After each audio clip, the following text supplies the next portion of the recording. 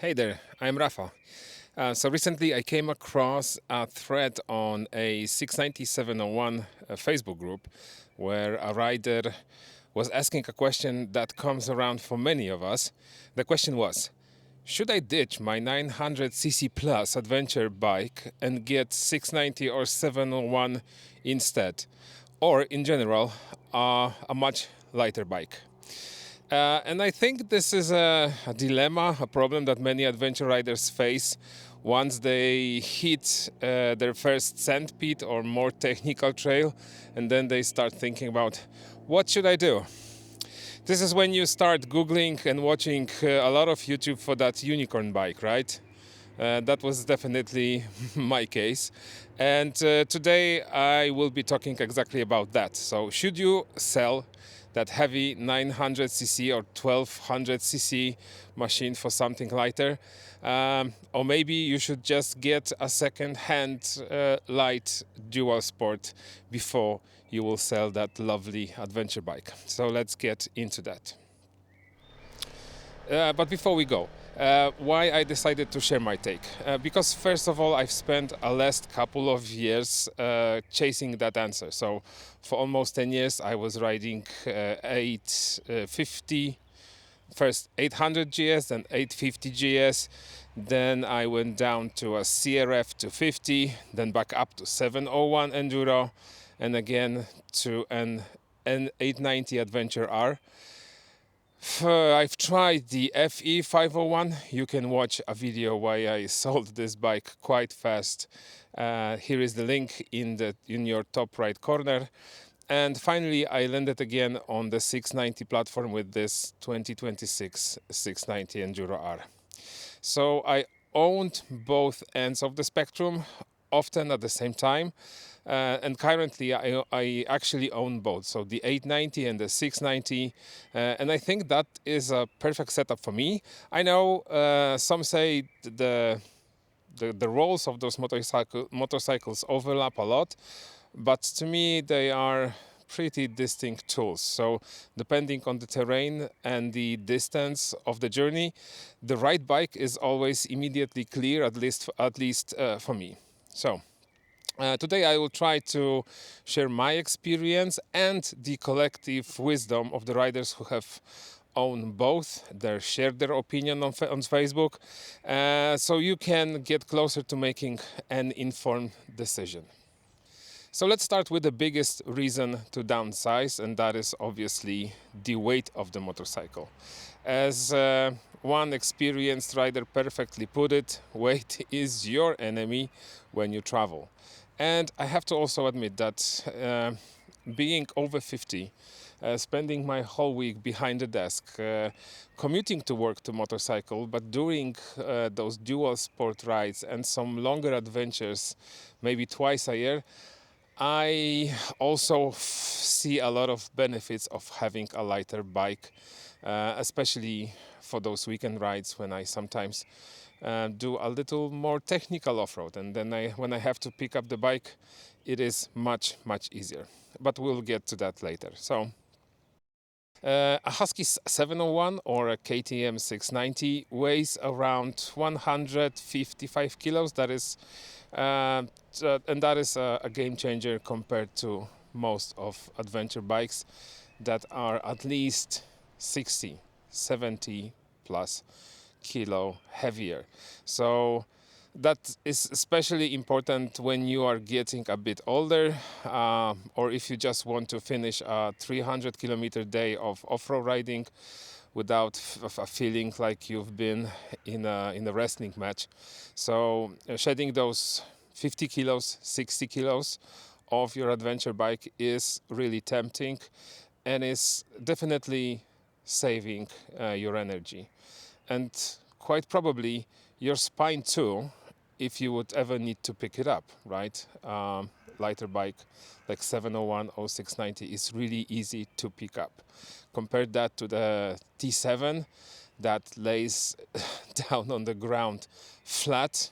I've been there, I've seen that, especially in the second part of the day. If you have to do it for the third time in a row, that is exhausting. And With a lighter motorcycle, of course, you get much more confidence in mud, sand, or technical climbs. Plus, these bikes are built to take some beating. So I remember dropping my 850 once, even with bark busters, the clutch lever just snapped. And that one lever, the clutch lever, cost me 170 euros here in Poland. So that was super expensive for just one tiny part. The 690 and 701 are just more crash proof by design. And if you damage something, it will be much easier to repair it. So these are the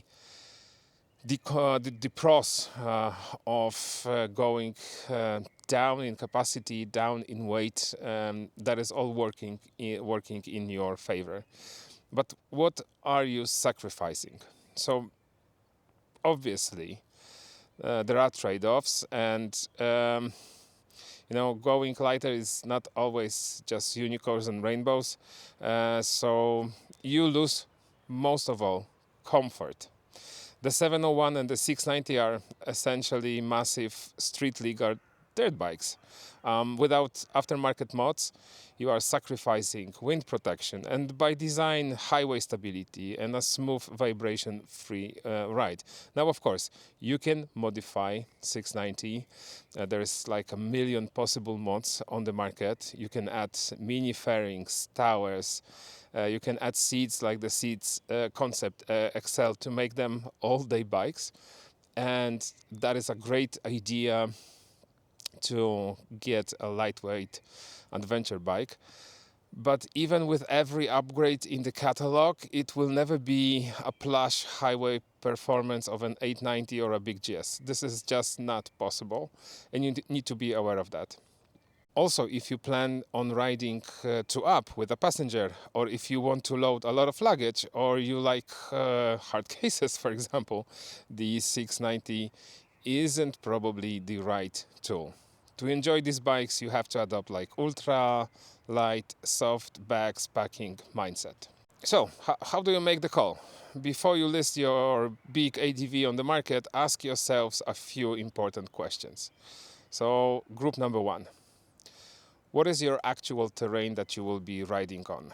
Be honest with you. If you spend 80% of your time on hardtop highways or moderate gravel roads, stick with your adventure bike.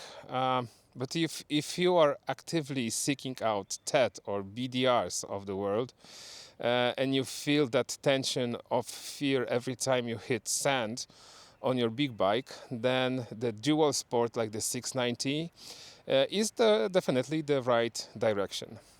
Another question, who are you riding with?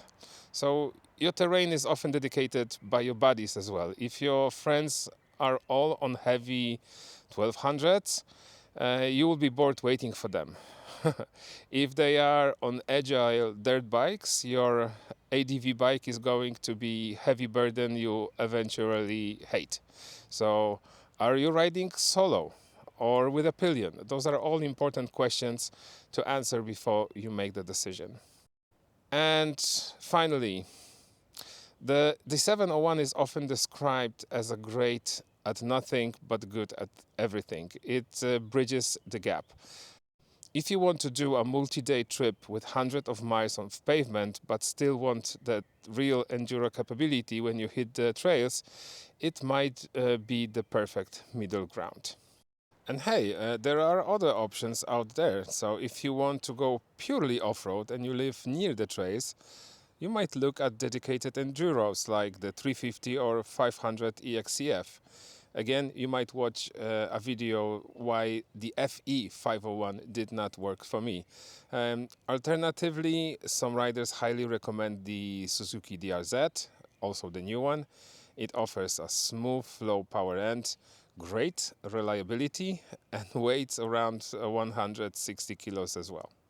So ultimately, there is no wrong answer. It is like comparing a minivan to a sedan. They just have different use cases. The perfect solution, according to many riders, is to just own two motorcycles.